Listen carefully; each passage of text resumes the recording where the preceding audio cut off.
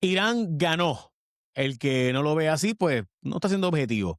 ¿Por qué ganó? Bueno, imagínense que yo voy a pelear contra Tyson, el más fácil, y le sobrevivo los 12 rounds y al final del round digo, mira, ¿sabes qué? Vamos a negociar y vamos a dejar la pelea hasta aquí. ¿Quién usted le ganó en esa interacción? Y me parece que es obvio que Irán gana, pero Trump no se va a quedar con esa. Trump va a querer alguna victoria ahora. Así que Cuba quizás está en alerta máxima. Tengo conmigo el profesor Molinelli para hablar sobre lo que en mi perspectiva es una tragedia y es que no solamente Irán gana, sino que pierde la oposición iraní, porque ahora la verdad es que parece que los que quedaron a cargo son mucho más severos, o se alega eso, que son más severos. Ganó Irán, específicamente la Guardia Revolucionaria, esto, eh, la oposición iraní, ¿por qué nunca se pudo levantar? Tu perspectiva sobre todo esto. Bueno, la razón por la cual vemos, ¿verdad?, que la oposición de Irán no logra tomar el espacio es porque fue utilizada como una ficha de tranque de política doméstica por parte de los países que estaban asediando Irán, ¿verdad? Y no necesariamente como el objetivo final del asedio. Muchos miembros de esta oposición contaban con que Israel y Estados Unidos y otros países se iban a sumar un respaldo más tangible de su causa y que con eso ellos iban a poder hacer un golpe de Estado y a consecuencia de eso cambiar la política, pero lo que se vio fue un acercamiento bastante selectivo, donde algunas veces se le enviaban recursos a la oposición y se les daba visibilidad, y en otros momentos, en periodos de negociación, se les limitaba. ¿Qué significa eso? Que la oposición pues fue una ficha de tranque utilizada pues por los Estados Unidos y Israel, y a consecuencia de eso, no una que estaba destinada a hacer un cambio de gobierno, sino presionar al gobierno local a acceder a muchas de las peticiones y acuerdos con los cuales Estados Unidos e Israel están buscando movilizar. Así que lo que estamos diciendo es que va a pasar en Irán muy similar a lo que pasó en Venezuela, ¿verdad? Se desplazaron una serie de líderes, se tumbó una parte del establecimiento, pero al momento que lo que resta de ese establecimiento militar e industrial decide negociar con los Estados Unidos, pues, ¿verdad? Se abandona la lucha contra ellos. Y pues lo que me parece que vamos a ver ahora es que vamos a ver un establecimiento de Irán mucho más dispuesto a negociar con los Estados Unidos, retomar las conversaciones nucleares que llevaban presentes desde la época de Obama, y posiblemente colocar a Irán en un cambio de alianza, posiblemente separándose de China y Rusia y acercándose más al bando estadounidense. O sea que piensas que aunque gana eh, Irán y el régimen que ya estaba, a pesar de eso va a haber un cambio en cuanto a que va a ser un nuevo Irán más cercano a negociar con Estados Unidos que distanciarse. A nivel internacional, ciertamente, aunque esto no debería ser tomado como un nuevo Irán que va a cambiar su política doméstica. De hecho, coincido totalmente contigo, este nuevo Irán se encuentra mucho más militarizado y posiblemente va a tomar medidas de represión más fuertes en contra de los disidentes domésticos, lo cual es una gran tragedia, ¿verdad? Ahora, con eso también hemos de decir de que nos vamos a topar con un Irán más abierto a, número uno, conceder en cuanto al estrecho de Hormuz, que es lo que se está viendo con este cese al fuego, pero por otra parte un Irán más dispuesto a negociar con los bandos occidentales, particularmente Estados Unidos e Israel, em, por virtud de que se vio una falta de reacción afirmativa de sus aliados principales en el área en respaldarlo. Así que yo creo que mucho de este proceso tuvo una apuesta grande y era cambiar a Irán de bando, aunque fuera de forma gradual, y yo creo que eso sí se está logrando. ¿Por qué? ¿Qué te hace pensar eso a pesar de que siguen presionando con el tema de Hezbollah en Líbano, que no se intervenga con ellos ni con Hamas? Es bueno porque son una serie de grupos que sin duda alguna corresponden y responden, ¿verdad?, al gobierno de Irán, pero al igual que Estados Unidos e Israel utilizaron la oposición de Irán en contra de su gobierno, pues Irán de alguna forma u otra tiene estas fichas de tranque todavía colocadas en esos países, pero dudo altamente de que continuarán armándolo y apoyándolo al mismo nivel como lo estaban haciendo, pues porque ahora entran en un tablero de negociaciones de cese de hostilidades con los dos estados que incidentalmente eran afectados por las operaciones de estos grupos paramilitares. Así que con eso en mente, he de decir de que todavía tenemos el mismo Irán, que es una república teocrática, represiva y que de alguna forma u otra también moviliza muchos movimientos de disidencia militares alrededor del Medio Oriente, pero un Irán que ahora está en duda de sus lazos militares y económicos con Rusia y China, y pues por otra parte, un Irán que ahora se ve forzado, ¿verdad?, a abrir el estrecho del Hormuz y con eso darle la bienvenida a presencia económica estadounidense, ahora mucho más armada que cuando antes de que ocurriera la situación. Ok, tu perspectiva entonces sobre esta intervención es que eh, fue una intervención que a la larga sí será exitosa para los intereses de Estados Unidos e Israel. Sí, ahora hemos de decir que eso pues parte de una apuesta que tiene sus fragilidades. La apuesta, o mejor dicho, la inferencia que estoy haciendo, se basa en la premisa de que el nuevo gobierno, ¿verdad?, estando en un estado altamente debridado de sus recursos y esas cosas, pues está más dispuesto a negociar, pero es muy posible que dentro de ese gobierno haya una serie de facciones más militaristas que otras que puedan acabar ocupando el espacio gubernamental. O sea, por ejemplo, ahora mismo no me preocupa tanto el factor de la oposición interna en Irán ocupando el gobierno, pero sí dentro del establecimiento militar e industrial que respaldaba la República Teocrática de Irán, sí hay una serie de brechas, sí hay unos líderes militares que están en el presente insistiendo en continuar la guerra, hay otros líderes clericales y sociales que están más inclinados hacia los prospectos de paz, y en ese sentido yo creo que el establecimiento de Irán sí tiene una fractura interna que se va a reflejar en la posibilidad de o una unión en cuanto a la circunstancia actual o una división interna que provoque guerra civil, que lo habíamos discutido en este mismo foro hace unos cuantos meses. Lo único que lo habíamos dicho desde la perspectiva de oposición versus gobierno, no desde la perspectiva de fuerzas gubernamentales internas peleando entre ellas. Así que es una Sí, o sea, apuesta ¿tú de crees algo que que pudiera ocurrir. básicamente lo que o sea, lo que implica o lo que estoy entendiendo para ver si estoy entendiendo correctamente? Básicamente lo que me estás diciendo es que Irán ha entrado en esta negociación bajo la condición principal de que el régimen continúe y no hay un cambio de régimen y no se financie, se ayude, se arme a una oposición, como pasó con Bashar al-Assad, donde se ayudó a la oposición para derrocar al gobierno de Bashar al-Assad. Eso es básicamente la negociación final. No diría final, pero diría que una de las cosas que está en el tablero, otras cosas que están en el tablero, es lo que hemos discutido, ¿verdad? De que Irán cese sus prospectos de militarización con grupos paramilitares en el Medio Oriente, que bien sabemos que en el pasado lo han dicho y muy posible que no lo hagan. Otra cosa que está en el tablero nuevamente son las relaciones que Irán tiene económicas y militares con tanto la Federación Rusa como la República Popular China. Y otra cosa que también está en el tablero es la discusión nuclear que siempre ha sido protagonizada por la discusión de que si Irán tiene armas nucleares o no, pero el interés primario que muchos países tienen es tener acceso al sector energético de Irán y al sector minero que arma el sector nuclear de ese país que es masivo, ¿verdad? O sea que también está parte de la discusión de quién va a tomar control sobre eso y no dudo que parte de la discusión que el presidente J. Trump tiene en cuanto a Irán es la colocar una serie de compañías estadounidenses en el área. Obviamente no estamos diciendo que eso sea una fórmula fuera de lo común, sin duda alguna China ya tenía eso en cuanto a los prospectos de Irán, pero recordemos que Irán, al igual que Venezuela, al igual que Cuba, al igual que otros estados alrededor del mundo, son parte de un tablero donde Estados Unidos está buscando acumular más poder decisivo en las economías locales y restarle movilidad militar a Rusia y movilidad económica a China, que ese ha sido el tablero internacional que se lleva colocando desde el 2021. O sea, en síntesis, es simplemente cambiar de bando. Tenías un bando y ahora cambiar de bando y con eso negociamos el que yo no voy a apoyar a la oposición ni voy a ayudar a la oposición a derrocarte. Veo. Ok.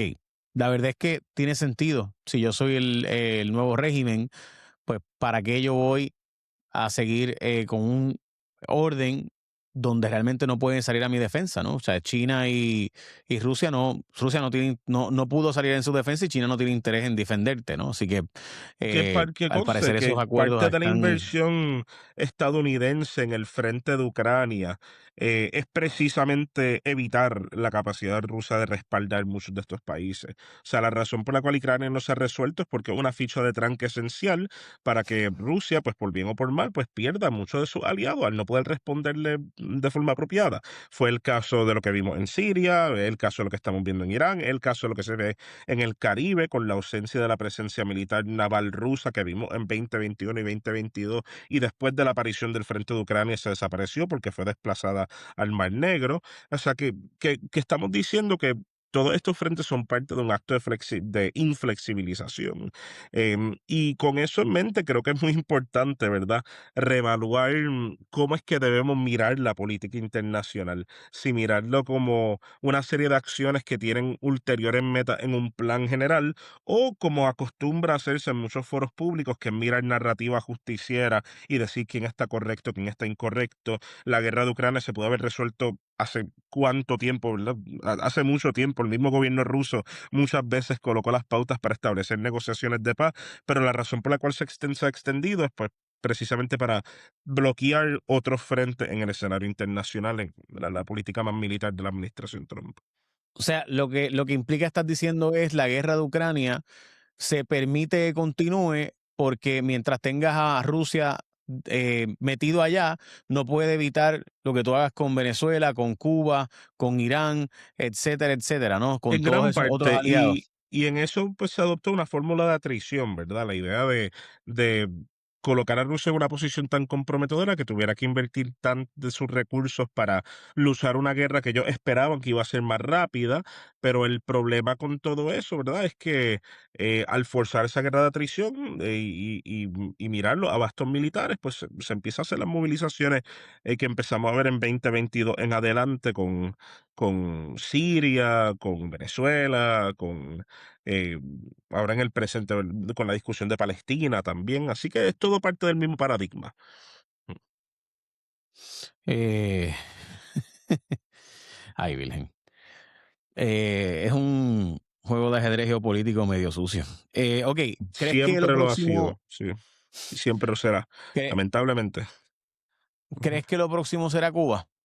Sí, me parece que Cuba es parte de la misma discusión, aprovechando precisamente el ausentismo naval chino y el ausentismo militar ruso en el área, a consecuencia de los otros conflictos que hemos discutido.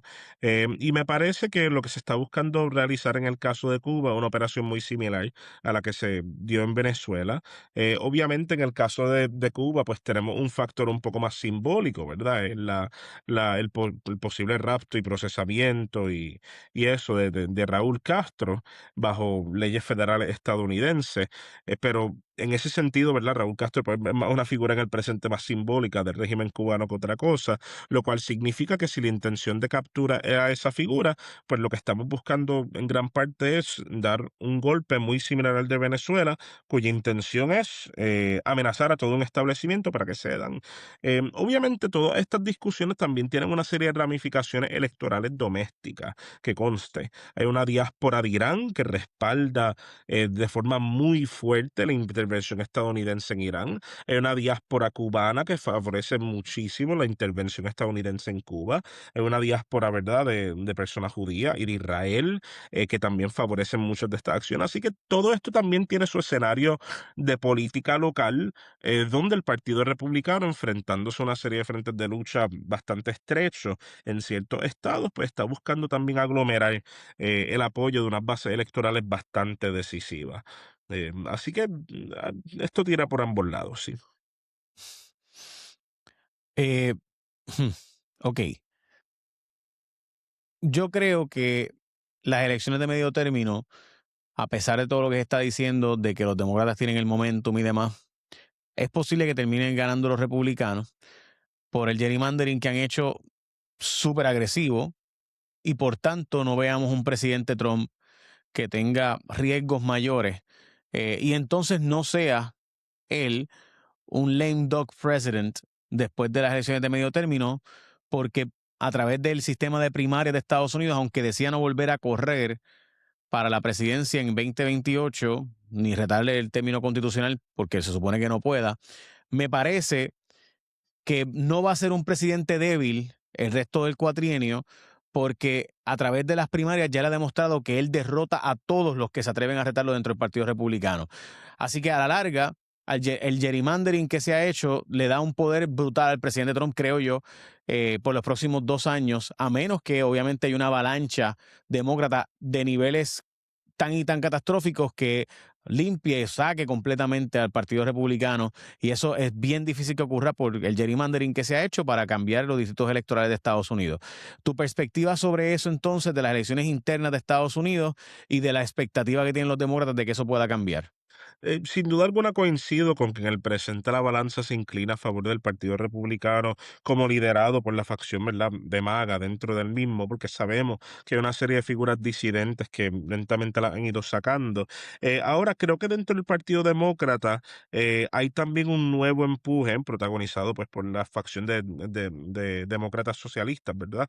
Que no ha de ser confundido por cuanto lo digan públicamente con que si comunista y ultraizquierda y lo que fuese, son otras discusiones totalmente diferentes, pero la facción, ¿verdad?, democrática socialista dentro del Partido Demócrata, viendo la victoria de Zoran Mamdani y otras figuras de esa misma línea, pudieran causar un empuje de esta magnitud, pero posiblemente solamente en algunos estados hiperurbanizados y no necesariamente en la mayoría de los Estados Unidos. Así que con eso en mente, sin duda alguna diría que no ocurrirá el fenómeno de un blue wave en el presente.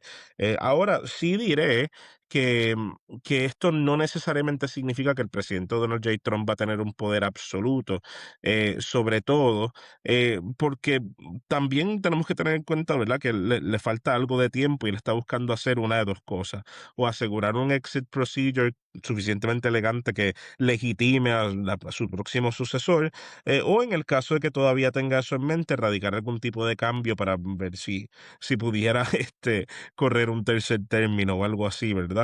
Pero con esas cosas en mente, yo no creo que va a ser un presidente que después del episodio de Cuba va a buscar presentarse como si fuera un proveedor de la paz, diciendo que cerró el conflicto de Irán, que cerró el conflicto de Palestina, que cerró el conflicto de X o Y lugar.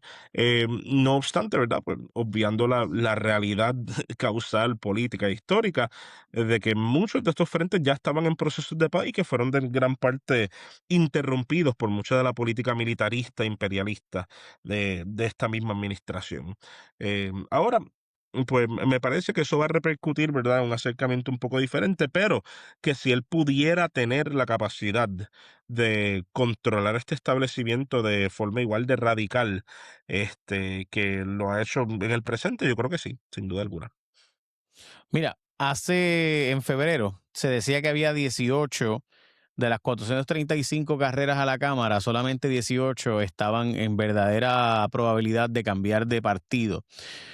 Porque de nuevo el Estados Unidos había cambiado, y esto fue después del gerrymandering de Texas. Ujú, Así que lo que quiero plantear es que probablemente el número haya bajado a 10 ujú. sillas congresionales que realmente pudieran cambiar de un partido a otro.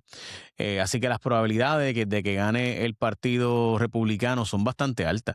Y Sí, digo sí, lo eso no son, lo porque son. yo prefiera, sino porque esos son los Lo datos. son, lo son. Y que conste que lo que digo en cuanto a la facción dentro del Partido Demócrata, más bien es por el factor de que generalmente sea un fenómeno de que atraen electores nuevos. No estamos diciendo que la tasa de participación actual de los demócratas ganaría eso. Ahora, el mismo Partido Demócrata ha tenido una historia de cortarse las mismas patas con candidatos populistas y eso, ¿verdad? Generalmente favoreciendo candidatos más del establecimiento, lo cual en el presente la matrícula demócrata no apoya tanto, pero sí, hay que ver. Pero coincido en el sentido de que me parece que el Partido Republicano se queda con los midterms. Y eso es un plot twist. Eso ya nadie lo esperaba. Pero pues, Trump ha hecho cosas más. O sea, honestamente, para los que no saben, el gerrymandering lleva ocurriendo desde 1812. Lo que pasa es que ocurre Ujú, 10 años con el censo. No se supone que esto ocurre hasta el 2032, o sea, el mapa, se hace el censo en el 2030 y se cambia el mapa electoral en el 2032. Se está cambiando en el 2026, eso no se había hecho Ujú. antes, esto es sin precedentes y esa es la particularidad. Y mucha gente va a decir, sí, pero los demócratas también lo hacen y se está haciendo desde Sí, 1912 y esto empezó en Massachusetts y eso es cierto, todo eso es cierto. Pero al nivel que se está haciendo ahora, no había ocurrido. El nivel de agresividad al que se está llevando, donde básicamente lo que se hace es que se asegura de que, y para los que no saben o entienden esto, cuando el distrito de 5 de San Juan era un distrito popular y cuando se redistribuyó electoralmente se incluyó el campo de Guaynabo con ese precinto y ujú, automáticamente se convirtió en un precinto PNP. ujú, ¿Por qué? Porque esa parte de Guaynabo es ultra PNP.